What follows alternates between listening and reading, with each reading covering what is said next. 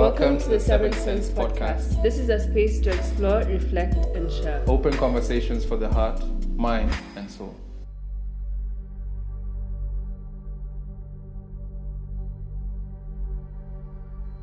Welcome to episode 5. How have you been?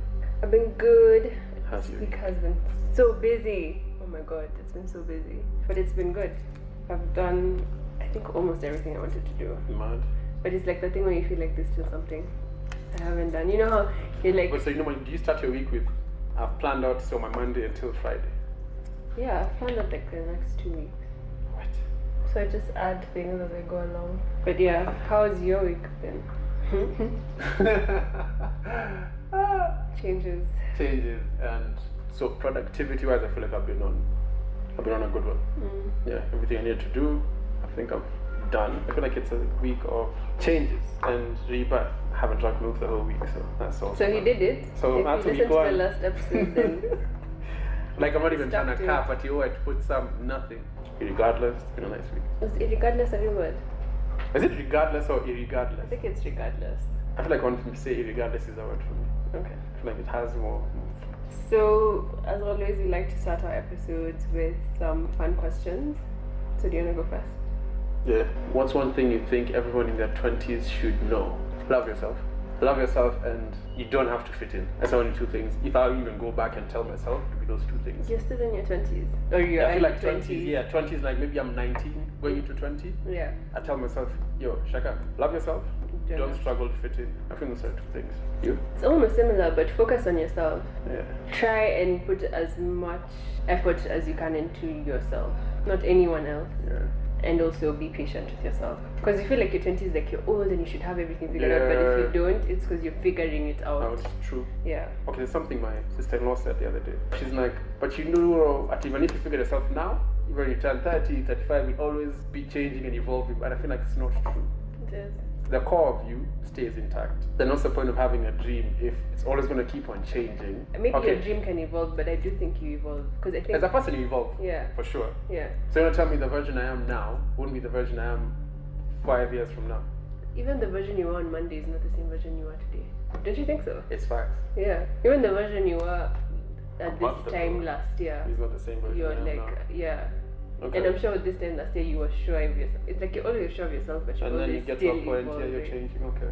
That's Okay. what I think. Then I think I tell my 20-year-old that is that you'll always keep evolving. So also allow yourself to change. What's the one trait you think can hold back your potential? My love for sleep. Oh my days, I didn't expect that, but okay. Because really, like you think about it being in like the video industry, creating videos and stuff, Okay. and thinking about it on a larger scale, like people who work on movie sets or music video sets. You're working from like 4 a.m. to like 4 a.m. exactly, it's long hours. That's just something I need to start mentally preparing myself for. What about you? Self-doubt. That's the only thing, because I'll create something and I'm going to be like, maybe not. I need to stop putting myself down before, because anything I've touched so far, I feel like it comes out dope.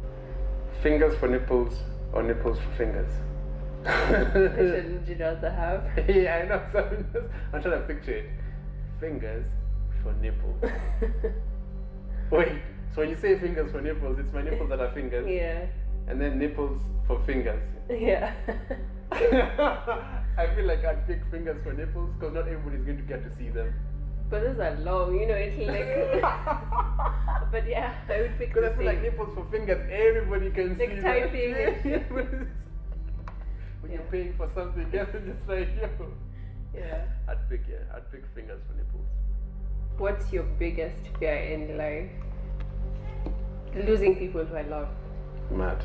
I don't even fear my own death because me, I'll be dead. Like, what Yeah. did I know? But losing people around me who I love. Like, I can't imagine being, God forbid, at your funeral. You know, that's gonna be like a fucking trip. I don't even want to talk about it anymore. What's yours?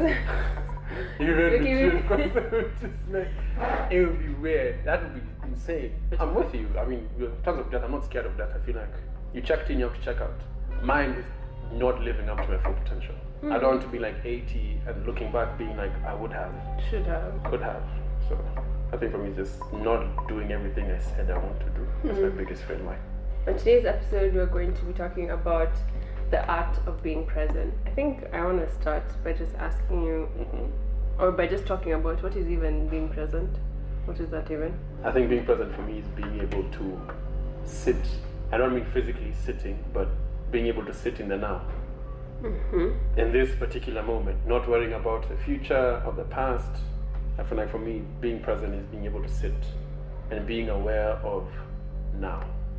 And that now is the only thing that ever existed or will exist. Same, being here, sitting on the chair and feeling myself on the chair and hearing the freezer and feeling my arms on the table. So then, why do you think it's important to be present? Is it important? I think it's really important, and it's more about, we live in a fast-paced world, and from your rising to your end of the day, it's just things are back to back to back to back to back. I feel like if you don't have space to hear your thoughts or to center yourself, you're going to be like a robot in a sense. I think it's important to be present because you're also able to control your reaction to things and choices that you make. You don't want to be autopilot. I think you're a bit more calm to choose or decide certain things. Yeah, I think it's important because of that same thing, there's always something going on. Yeah. It's a thing for where you're like, what? How is it already 5 p.m.? You know, it's just because you're just doing so many things. And that's why I wanted us to meditate before we do this podcast, that it's just like your mind is a bit quiet and then you can focus on this. Yeah. I feel like being present allows me not to, because I've had a panic attack once. It's not a nice feeling to have. One day I woke up in the morning and my heart was racing, I'm sweating. I couldn't understand what the fuck is going on. I can't even get out of my bed. All I could do was just think, oh shit, what the fuck is this? Am I dying also? So I just got my phone, texted like the HR guy to be like, yo, I just can't today. Good thing he understood. So ever since then, it's been more about how can I not really stress about things I can't control and be present in my day, my moment, my every waking minute. How can I sit in that moment a bit longer for me to experience it to the fullest? I think it's more from a what's the plan perspective for me. For me, it's because I want to control everything. I want everything to pan out the way I want it to pan out. So everything has to be how I want it. My anxiety comes in knowing I can't. I can only do maybe 70, 80, 90%. Even that 99.9% I can do, that 0.01, You're still gonna think I'm about still going to think about it being like, how can I control that? Do you think it has something to do with also just letting things be on the outside? Like, wait, let me ask you a trick question. Do you pop your pimples? No. Same. I feel like that's I let it something run I its just let- course. yeah, same. I'm just like, you do your thing. But that's like an easy example of just letting things be. But how do you let things be? If you want to be in control, okay, because this is not my thing. I'm in charge, I manifest my reality, I'm the core. But I feel like letting things be is kind of like losing control over the reality that you can actually control. You get what I'm saying? So it's that kind of sweet spot between me controlling and the universe. Just that sweet spot is where I struggle now, just letting things be. Yeah. Beautiful moments of life can be drowned out by, now this word I was just like, I just had to pronounce what you tell me if you know what it means, by a cacophony of self-consciousness and anxiety. I don't know what cacophony is. I feel like maybe a lot. Yeah. Let's just say a lot. They started to say a lot, but make it bigger. Like, So I mean, I felt it. You know, beautiful moments in life can be drowned out by a lot of self-consciousness and anxiety. Do you think you struggle like with self-consciousness? it depends on the situation. Just depends on my environment. Generally, most of the time, no. Okay. There's situations like, for example, you're graduating, I'm graduating, I'm walking across the podium, I'm just like, don't fall, don't fall, don't fall. Yeah, I'm not okay. like, I'm graduating, it's happening. Like, you know, my mind Prayers is is just don't fall. don't fall, look cute, smile, okay, you got it, okay, walk down the steps. You know, that's like how I'm thinking. In those situations, yeah, I'm like self-conscious, but generally, I don't think so. If you split between work and your content, are there different ways? Like you find yourself, okay, I struggle being present in work because of X, Y, Z. Because I remember there's something you told me about art. So your actions, routines, and triggers. Activities, yeah. Yeah, so activities, sorry. So like, you know, how do you group your work environment and then your creative or content environment? Because I feel like you'll find different ways of being present in those two different situations. So how do you do it at work and how do you do it with your content? I try as much as possible to separate the time for each. So like I know Friday is a content day, meaning my energy attention is in content. Yeah. I might like sit and send an invoice, but Yeah. knowing that Friday is a content day means that every day in the week I'm working to make sure I don't have that much left on my plate for Friday. Okay. Monday is a work day. If I haven't shot a video on Saturday or Sunday, I shouldn't shoot it on Monday, because if I shoot it on Monday, it throws off the rest of my week. Okay. So just like separating things like that. Wednesday is like a bit of both. So what do I have to do in work? What do I have to do for content? and how can I arrange this? It always just comes down to planning. Okay. Because then now if I've planned, then I know everything has its time, so let me just do this.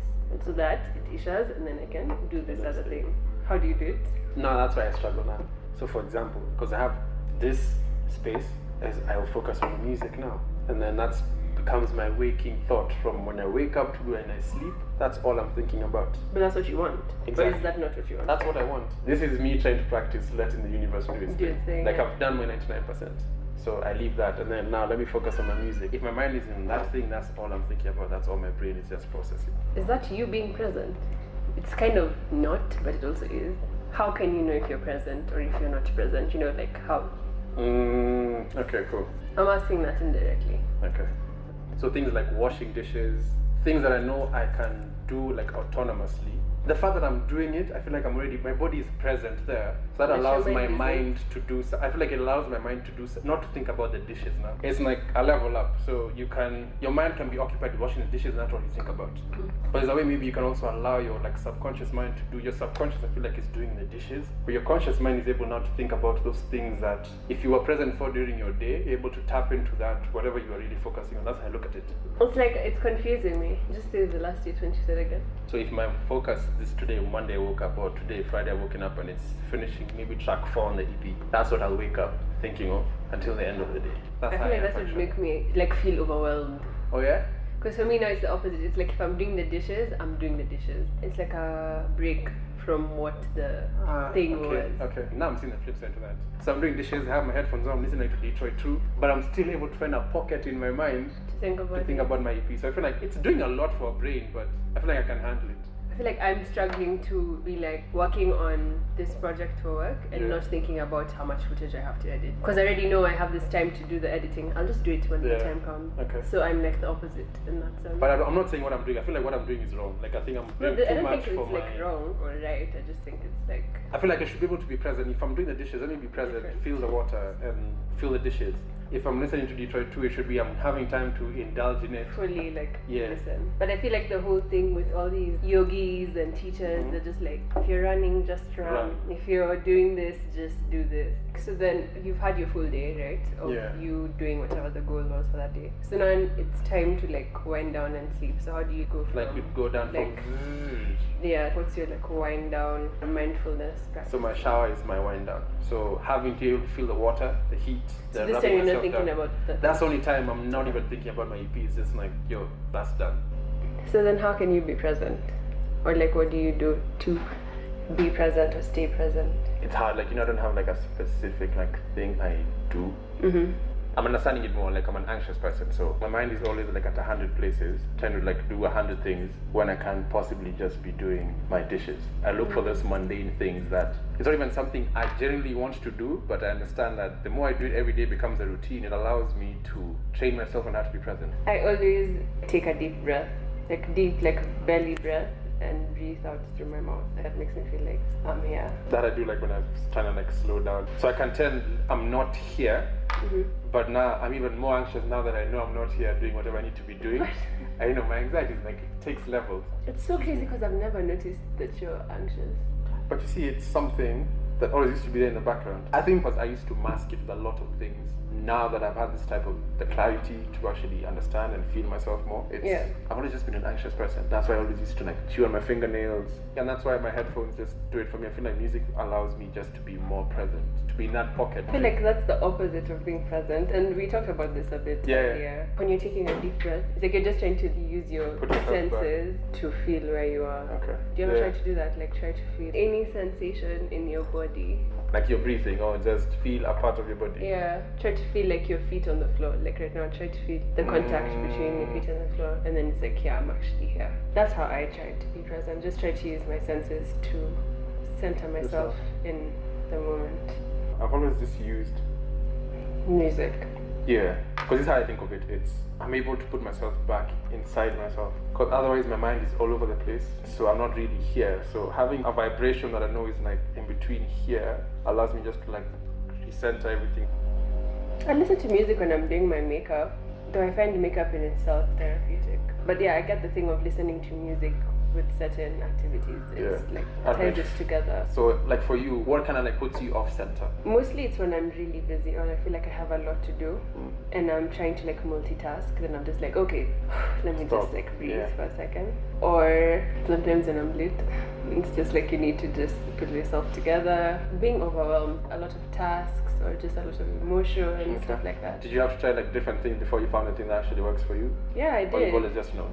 No, I didn't always know. Deepak Chopra has a podcast and he was talking about it and I was like, that's such a simple thing that, I mean, you can always take a deep breath. Yeah. It's not some things that you do to clear your head, like going on a run. You can't always just stand up and go on I a know. run in the middle of, life. Even a meeting here, the office are like, wait. Yeah, so when he was talking about it, and I was like, that's such a simple thing, you can always do that. Yeah. And so I tried it. Do you feel like you want to explore other ways of keeping yourself focused or centered? I feel like over time we get used to it, so it doesn't really slap the No, same but way. it's like a deep breath. It's like you're not always taking deep breaths, Okay, true. It's like in your stomach, the bottom of your stomach breath.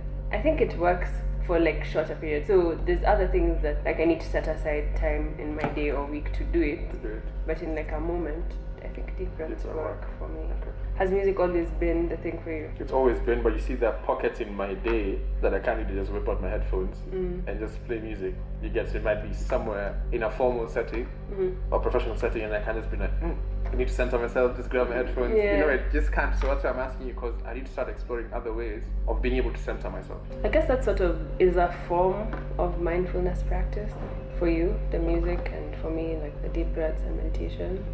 And so then we're talking about the art, like the ART, activities, routine, and triggers. I want to just talk about that. Okay. Activities was like basically like what I do on a daily. Every time we talk about this, or when it came up with the topic, the song that plays in my head is folding clothes. So like cleaning my room. So I do that every weekend. And it's about, moving everything to the center of the room and then just cleaning everything and then putting it back. I feel like it's an activity I enjoy because I'm there for it. I do that as well. Like when I change my sheets every week, it's like sometimes I won't even listen to anything, I'll just change my sheets. I won't lie to you. It's so satisfying. For routines, I would say my morning and evening routine.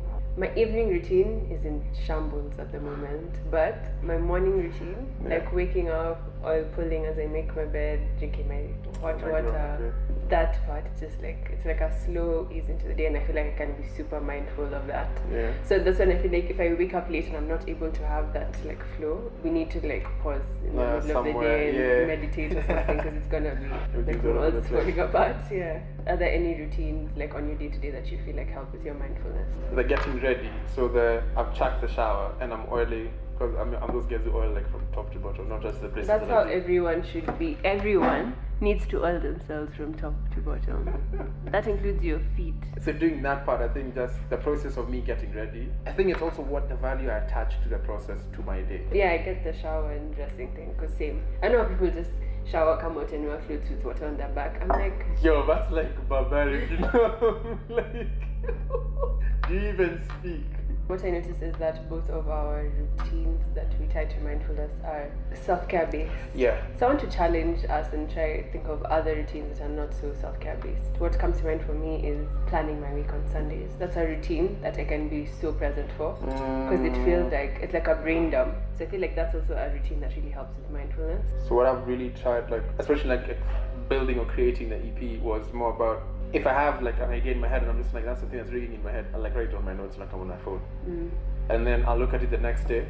Not the same day like I wrote it down, because I feel like I also want to let it breathe. But it's the fact that I had it, it was bugging my head, and I put it out. So it's one thing knowing there are other better ways of living, but that's just knowing. Yeah. But you need to actually act on it. Yeah. And so I feel like that's what I hold myself accountable to. The last part of that was the triggers, how we're mindful of them. Like, how do you know when you're triggered? So mine is normally so deep, like my hands, my palms start sweating. So that's for me, I normally know legit, it's about to happen. So I get like, it's about to go down. So my hands always a very good telltale sign for me. I look at triggers two ways. Triggers can be a positive one, it can be a negative one. Yeah. Yeah. A positive trigger is more like it like reminds you why this task is fulfilling. It reminds you why you've been doing this thing over and over, because you get the satisfaction out of it. The triggers that are negative is just, it throws you off. I feel like I always feel like throwing up. That's how I know something is off. You know that feeling, like you have butterflies in your stomach. Yeah. Sort of. So mindfulness triggers comes in when we try to figure out what to do to understand or like resolve that feeling. Honestly, I can sleep like when I feel something is really stressing. I feel like that's like a superpower. You know what I'm saying? I'm just like, you know what? We try again sleep. tomorrow. Yeah. It's not very healthy because it's not how to deal with things realistically. I think it is. I feel like if it works for you, it works for you. You can start saying it's But not you can't realistic. always sleep. That's But why you I try can't to. always not be triggered, you know what I'm saying? Yeah. Yeah. Generally, even myself, I feel like the things I normally tell myself, okay, if I'm triggered, that's not the way to deal with it. But then in the back of my mind, I'm just like, but who said? Of course, it can be every time, but you see the circumstances where you can actually deal with it like that. Yeah, just deal with it. Just deal with it like that. There's no need of saying, okay, maybe this is not the right way. I think the whole thing is just trying to be here now as much as you can. Be here, be present, be as mindful as you can today, and then tomorrow will take care of itself because you'll be doing the same thing. Don't be in tomorrow too much because tomorrow will come. How do you plan and still stay present? I feel like planning allows you to be present because you schedule time to think about everything, and so you don't need to think about Wednesday now. You'll think about it on Wednesday. You know what you'll think about on Wednesday. So right now you can only think about what you need to think about on Saturday. That's how I think. I buy that. I think this episode was just about trying to be here now. Yeah. The year we've had, the uncertainty doesn't allow you to be experiencing every day as should be. You're always living a day wondering, okay, when is it going to change? I'll speak to that, I've lived every day wondering, when is this circumstance situation going to change for me? And that's something like moving forward, even anybody listening, it's just one of those things where life only happens now. Only today exists. So once you set yourself and you stay more present, I think you allow the universe, like, row your boat gently down the stream. I think that's it. But then I think it also begs the question of, so then I'm triggered. It's not so easy for everyone to like shut it down. Oh, I still struggle. But I feel like that's a whole other episode. Self-compassion comes into play. Just being patient with yourself, forgiving to yourself, and then having faith that it will be better. Not many of us, I included, are like nice to themselves. You know what I'm saying? Like we have so much like self or negative self-talk. So even when you're trying to be in the moment, there's a voice telling you, no. You have to worry about this. What about this and that? Because you need a support system, be it your family, friends, whoever it is in your life. That allows you to can even call you out, and not just call you out on your BS like in a bad way. It's just they're able to tell you, okay, fine. That's the thing. There's the people who call you out on your BS, that was low-key like a stab. Like, that wasn't even. You've been meaning to say that. But I feel there's the type where they understand how you think, how you move, and how you feel about things, and then they're able to call you out whenever you're telling yourself negative things. I even call you out whenever you're like deviating from what you're supposed to be doing. You need to have that person who's able to tell you, who's invested in your life, but at the same time they're just like, I'm not gonna stand by it. We're not gonna cap here. Yeah, that's like you need to value that. You need to have people like that in your corner. You can start saying, okay, I can do all these things alone, but we're a community for a reason. So there has to be people who you can also trust. It just can't be everyone on Twitter. I mean, let us know if you'd like us to do an episode on triggers and how we deal with our triggers. We'd be happy to do that for season 2. Yeah. Thank you guys so much for listening. Feel free to reach out to us on email. Let us know your thoughts, your comments. Leave us a review. Share this episode with someone who you think would benefit from it. We'll catch you guys in the next one.